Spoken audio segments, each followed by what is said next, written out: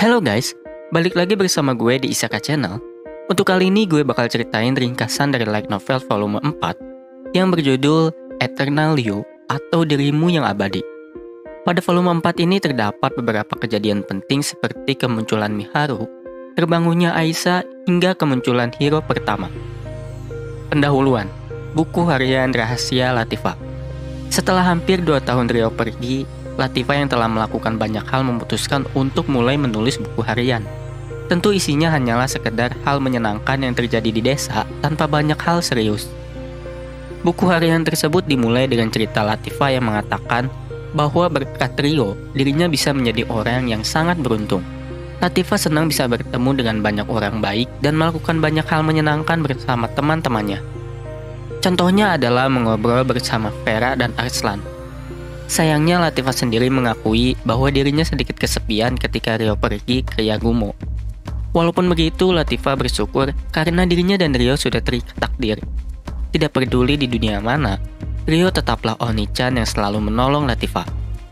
Latifah sendiri bahagia karena hanya dirinya lah yang mengetahui sosok asli Ryo. Sehingga Latifah tidak akan ragu untuk terus berdiri di samping Ryo, tidak peduli seberapa banyak orang yang mencintai Ryo. Dan di akhir cerita, Latifah sendiri merasa malu ketika membaca tulisannya. Karena bagaimanapun juga tulisannya kebanyakan berisi tentang Ryo dan lebih mirip seperti surat cinta. Chapter 1, Kepulangan. Tahun 999 di era suci. Di saat yang sama setelah Latifah menulis buku harian, Ryo sedang terbang di atas hutan roh. Setelah beberapa menit, akhirnya Ryo bertemu dengan trio spirit, Uzuma dan juga Latifah yang menjemputnya. Begitu melihat Ryo, Latifah pun langsung melompat dan mengucapkan salam kepada Ryo. Karena Ryo terlihat sangat dewasa dan juga keren, Sarah dan Alma terlihat malu-malu ketika menyambut Ryo.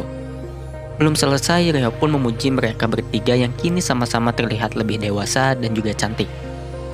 Dan seperti biasa, hanya Orpialah yang terang-terangan menyambut dan meminta pujian Ryo. Pada malam harinya, para tetua mengadakan pesta selamat datang kecil-kecilan di balai desa. Selama pesta tersebut, Ryo bercerita mengenai bagaimana dirinya kesulitan mencari lokasi keluarganya. Hingga dirinya berhasil bertemu Yuba dan Druri, yang merupakan nenek dan sepupunya.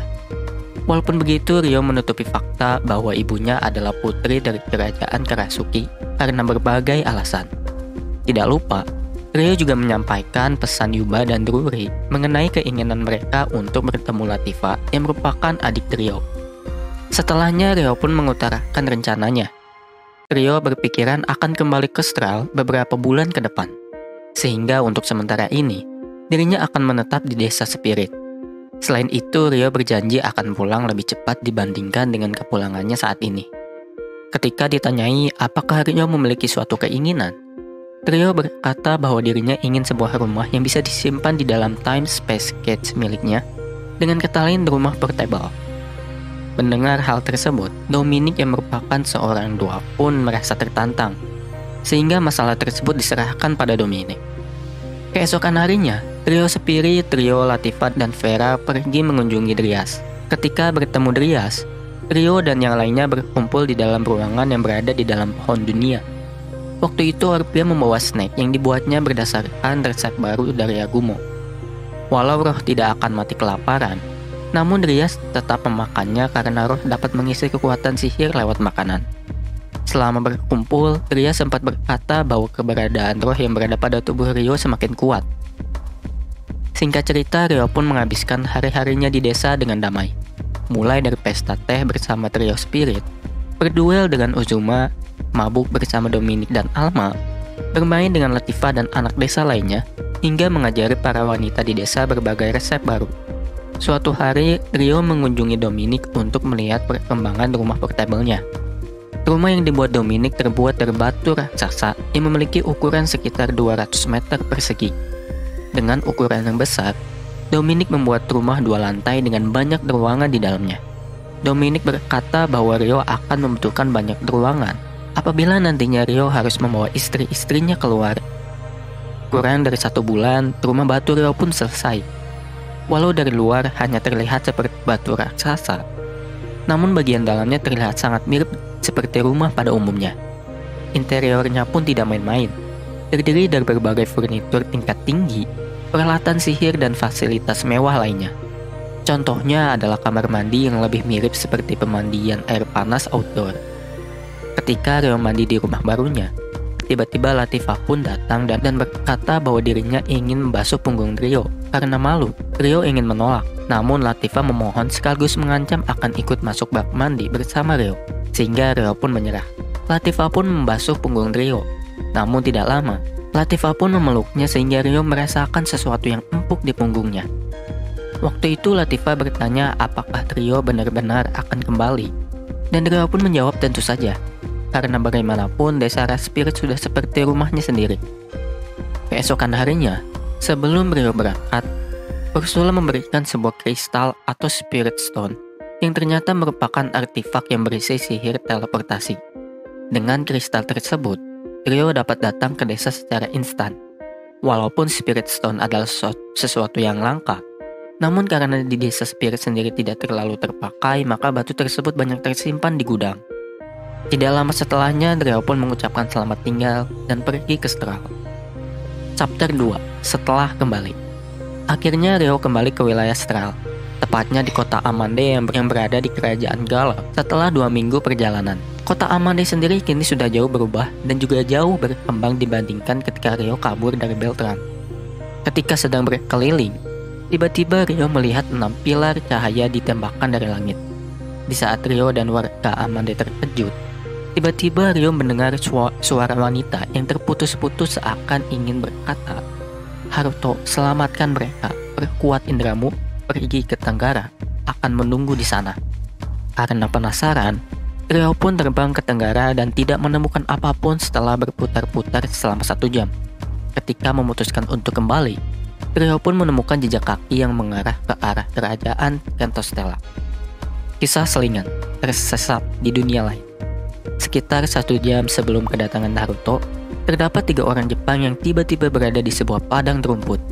3 orang tersebut adalah Ayase Miharu yang merupakan siswi SMA, Sendo Aki yang merupakan siswi SMP, dan Sendo Masato yang merupakan anak SD. Mereka bertiga hanya berdiri kebingungan setelah berbeda tempat secara mendadak. Karena berada di situasi dan tempat yang asing, pada waktu itu Aki dan Masato sempat bertengkar. Untungnya Miharu masih bisa menenangkan mereka. Apa yang mereka ingat adalah mereka sedang berjalan pulang bersama dengan Takahisa yang merupakan kakak Aki dan Masato, dan juga senpai Miharu yang bernama Satsuki. Yang terakhir mereka ingat adalah pandangan mereka yang tiba-tiba kacau. Tanpa tempat berteduh dan suplai yang terbatas, yakni hanya sebotol teh dan juga biskuit, maka mereka pun memutuskan untuk berjalan sembarang arah dengan dipimpin Miharu. Setelah beberapa saat, akhirnya mereka pun menemukan sekumpulan orang dan mereka bertiga memanggil orang tersebut. Tidak lama ada 3 orang yang mendatangi mereka menggunakan kuda. Orang asing tersebut tiba-tiba berteriak dengan bahasa asing yang tidak mereka pahami. Yang jelas orang asing tersebut bukan orang Jepang. Ditambah lagi mereka membawa pedang. Ketika ketiga orang tersebut melihat tubuh Miharu, tiba-tiba mereka turun dari kuda dan mendatangi Miharu. Mereka langsung mengikat tangan Miharu, Aki, dan Masato. Walau waktu itu Miharu sangat ketakutan, namun dirinya masih berusaha tenang, mengingat Miharu harus menjaga Aki dan Masato. Mereka bertiga dibawa pada suatu konvoi kereta kuda. Yang jelas pada saat itu mereka menyadari bahwa dunia itu bukanlah bumi apalagi Jepang. Karena penampilannya yang menarik, seorang pria yang menggunakan baju bagus menatap wajah dan tubuh Miharu dengan wajah bejat. Dan setelahnya, Miharu disimpan di kereta kuda yang berbeda dengan Masato dan juga Aki. Tidak lama setelah konvoi tersebut mulai berjalan, tiba-tiba mereka mendengar keributan dari luar kereta. Aki melihat seorang pria berambut silver yang menggunakan mantel hitam sedang berargumen dengan pria yang menculik mereka. Melihat hal tersebut, harapan mulai muncul di pikiran Aki. Karena melihat ini satu-satunya kesempatan untuk kabur, Aki pun berteriak minta tolong. Chapter 3. Bertemu denganmu di dunia ini. Setelah beberapa saat mengikuti jejak kaki, Ryo pun menemukan konvoi kereta yang terlihat baru berjalan. Melihat banyak orang di sana, Ryo memastikan bahwa konvoi tersebut milik pedagang budak. Ketika komandan dari penjaga konvoi datang, Ryo pun memperkenalkan dirinya sebagai Hans dan berkata sedang mencari 3 orang. Penjaga tersebut berkata bahwa mereka tidak tahu apa-apa.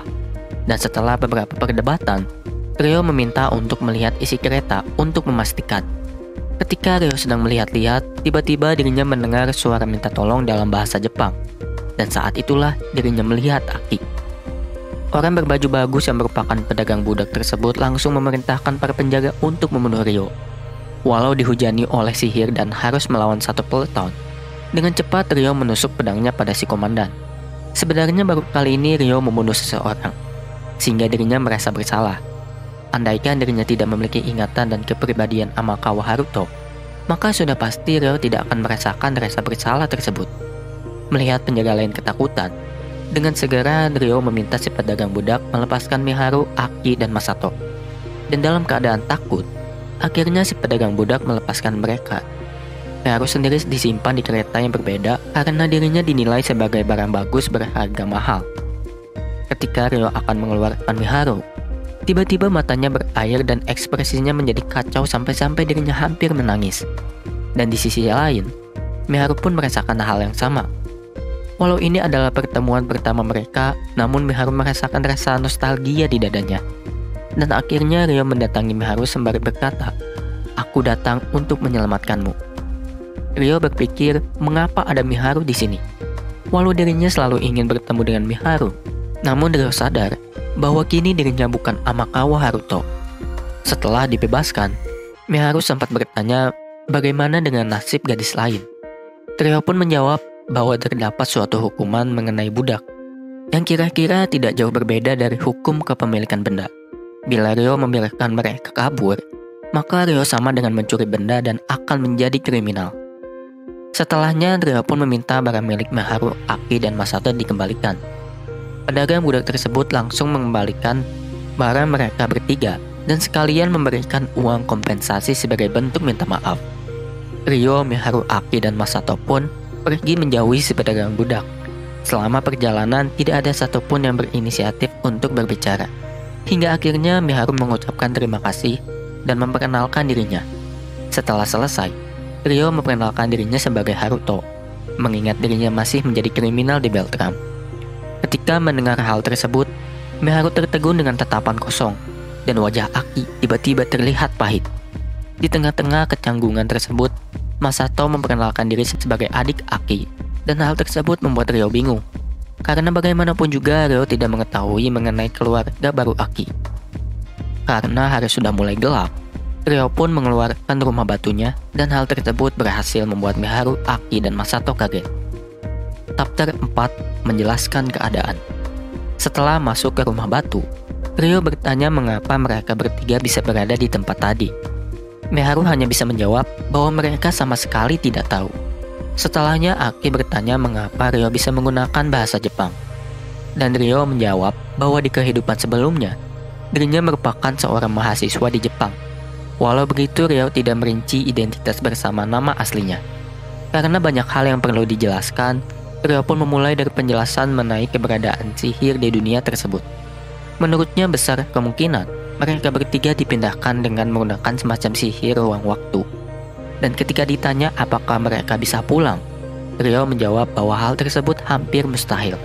Setelah beberapa saat berpikir, Ryo berkata bahwa kemungkinan mereka terpisah karena ada dua sihir ruang waktu yang bertabrakan di saat yang sama. Sehingga besar kemungkinan Takahisa dan Satsuki juga berada di dunia ini. Karena mereka bertiga memerlukan pengetahuan untuk bertahan hidup, Ryo berkata dirinya akan membantu mereka untuk mempelajari berbagai hal tentang dunia ini. Dengan syarat, mereka tidak boleh memberitahu bahwa Ryo memiliki ingatan dari kehidupan sebelumnya. Singkat cerita, Ryo dan Miharu pun memasak makan malam. Ketika Ryo melihat Miharu yang mengenakan celemek, entah mengapa dirinya tiba-tiba merasa gugup. Walau begitu, Ryo berulang kali menatap Miharu yang sedang memasak. Ketika Miharu bertanya apakah ada yang salah, Ryo dan Miharu malah sama-sama merasa malu. Di sisi lain, Aki yang sedang mandi terus berpikir mengenai nama Haruto. Di satu sisi, Aki membenci orang yang bernama Haruto ketika berada di Jepang. Dan di sisi lain, Aki berterima kasih kepada Haruto yang membantunya di dunia ini. Di Jepang, Aki sangat membenci Haruto. Menurutnya seluruh kesedihan yang dialami olehnya dan juga ibunya adalah salah Haruto. Miharu dan Haruto pernah berjanji tidak akan pernah meninggalkannya. Namun kenyataannya suatu hari, Haruto dan ayahnya pergi meninggalkannya dan juga ibunya.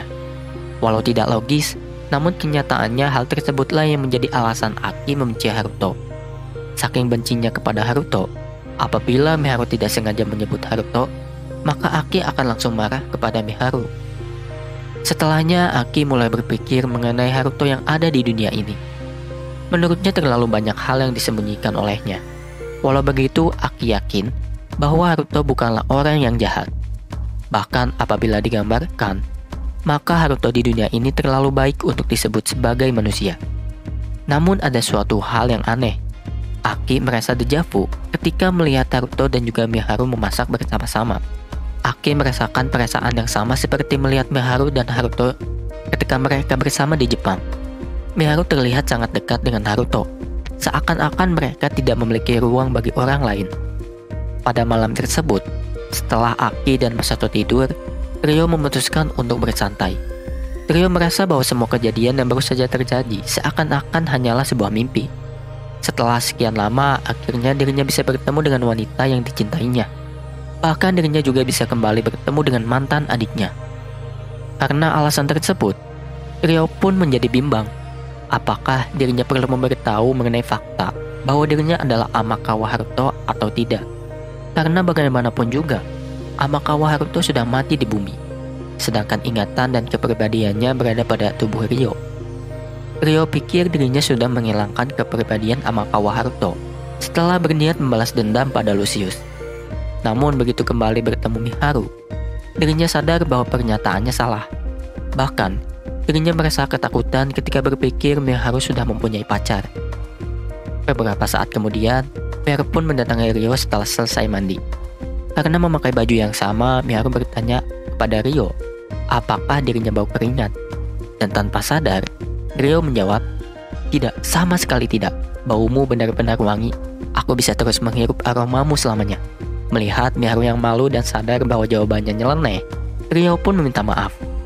Mengingat bahwa Miharu, Aki, dan Masato datang ke dunia ini tanpa membawa apa-apa, Ryo mengajak Miharu untuk membeli kebutuhan sehari-hari besok di kota.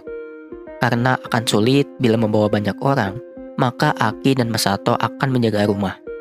Miharu awalnya ragu karena tidak memiliki uang. Namun, Ryo memberikan uang kompensasi yang diberikan oleh si pedagang budak. Awalnya Miharu menolak karena merasa tidak enak. Namun Ryo sendiri bersikeras sehingga diputuskan bahwa uang tersebut akan digunakan untuk berbelanja kebutuhan sehari-hari Miharu, Aki, dan Masato. Mungkin sekian dulu untuk ringkasan volume 4 seri Gensuke di video kali ini. Terima kasih bagi para penonton dan pendengar dimanapun kalian berada. Sampai jumpa di part ringkasan selanjutnya. Bye!